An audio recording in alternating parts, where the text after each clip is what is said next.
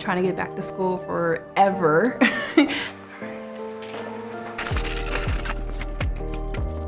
And I was just so headstrong about going to a Black college. I've never been to like a predominantly Black school, so I just want to get that experience. My counselor told me, hey, there's a program that you can get into and they'll help you get into these Black schools. Fill out this application. I was like, all right, I'm for it. I'm all for it. I've always had a deep love for HBCUs.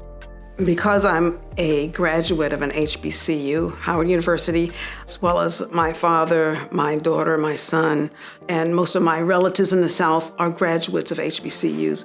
And when I had students coming to me saying they wanted to transfer to HBCUs, that really put everything together for me. Oh, here's another picture of some of my former students now. Knowing the advantages of going to an HBCU, having the support, having faculty and staff who look like you, being in a community with people who want you to succeed and nurture you and encourage you.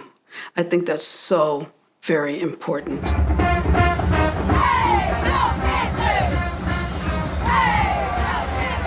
I've always wanted to go to a Black school. Atlanta specifically.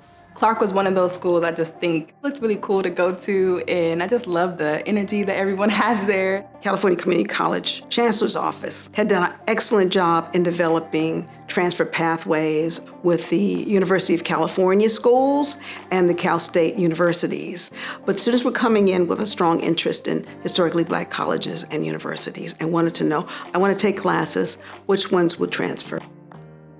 So I began investigating, looking at course descriptions, contacting historically Black colleges and universities.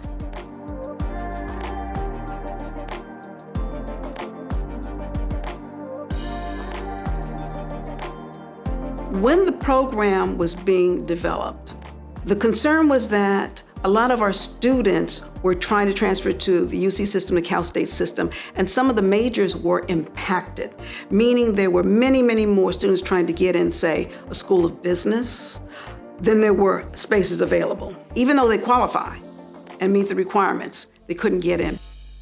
As the transfer specialist at the Chancellor's Office, I was always looking for opportunities in terms of how can we take these degrees and create transfer pathways for our students beyond the CSU. And it was the HBCU system that I wanted to try first with that. A number of HBCUs said, well, we are interested in this. We're interested in increasing our student population. We're interested in these transfer students. They saw the advantage of a student who's a little older, a little more mature, more focused, and has completed any type of remediation that needed to be done.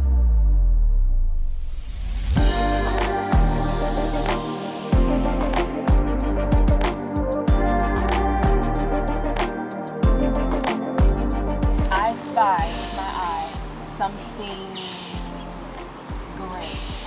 The streets. Nope. The pool? That car. Yep.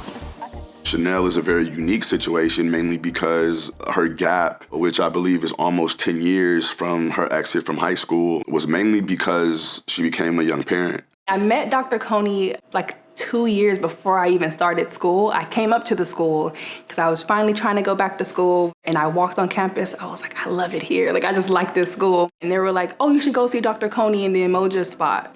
And I walk in there and it's like super Black, it's kente cloth on the wall. Like, it's just so Black. And I was like, oh, I love this.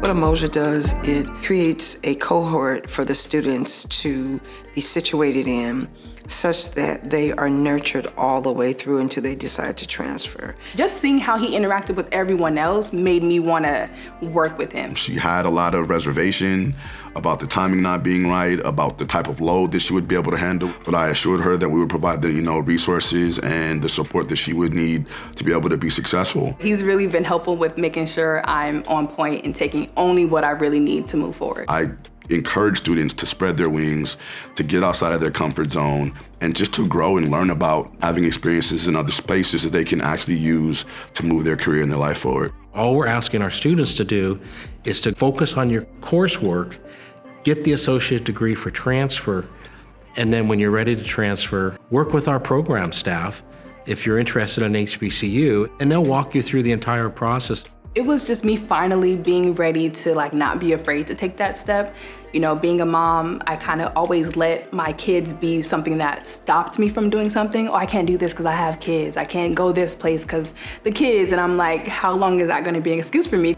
I want them to see me, overcome things that are seen as obstacles. She knows that she will be successful because she's been successful at LA Valley College when she thought that she wouldn't. She has now spent 2 years developing those tools that are going to make sure no matter where she goes, no matter what environment she is, she can tap into the resources and know how to navigate the system.